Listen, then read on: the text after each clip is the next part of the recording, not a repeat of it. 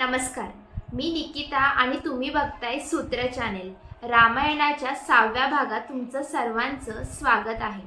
मागच्या भागात आपण बघितलं की शांता कोण होती, ऋषी श्रिंग कोण होते आणि या दोघांचा विवाह कसा झाला आणि राजा दशरथ अंग देशामध्ये जाऊन शांता आणि ऋषी श्रिंगला पुत्र कामेष्टी यज्ञ करण्यासाठी अयोध्यामध्ये घेऊन येतात.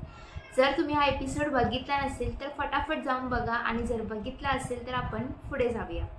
जेव्हा अयोध्यामध्ये ऋषी श्रिंग पुत्र कामेष्टी यज्ञ करत होते, इथे पुत्र कामेष्टी यज्ञ म्हणजे ज्यातून पुत्र प्राप्ती होते. हे यज्ञ जेव्हा चालू होतं तेव्हा सगळे देवी देवता जातात श्री विष्णुदेवांकडे आणि बोलतात, हरी, या धर्तीवर एक दुराचारी राक्षस आहे ज्याचं नाव आहे रावण आणि तो सगळ्यांना खूप कष्ट देतोय आणि त्याचा वध फक्त एक मनुष्यच करू शकतो. आणि राजा दशरथ पुत्र कामेष्टी यज्ञ करतात आहेत, तर तुम्ही त्यांचे पुत्र म्हणून या धर्तीवर मनुष्य अवतार धारण करून त्या रावणाचा वध करा.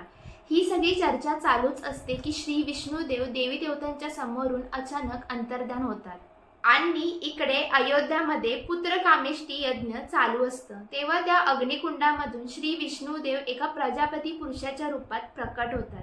त्यांचं हे रूप खूप वेगळं आणि सुंदर होतं.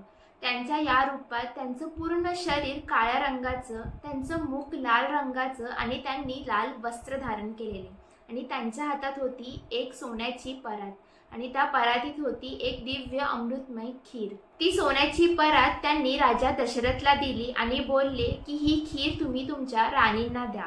मग राजा दशरथांनी ती खीर खाई अशी वाटली. त्या खिरीचा अर्धा भाग ते देतात माता कौशल्याला, ज्यातून श्री राम झाले, आणि ती राहिलेली अर्धी खीर त्यातला अर्धा म्हणजे 1/4 देतात माता सुमित्राला, ज्यातून लक्ष्मण झाले. मग बाकी राहिलेली 1/4 खीर म्हणजे त्यातला पण अर्धा देतात माता कैकेयीला, ज्यातून भरत झाले, आणि बाकी राहिलेली खीर ती देतात परत माता सुमित्राला, ज्यातून शत्रुघ्न झाले.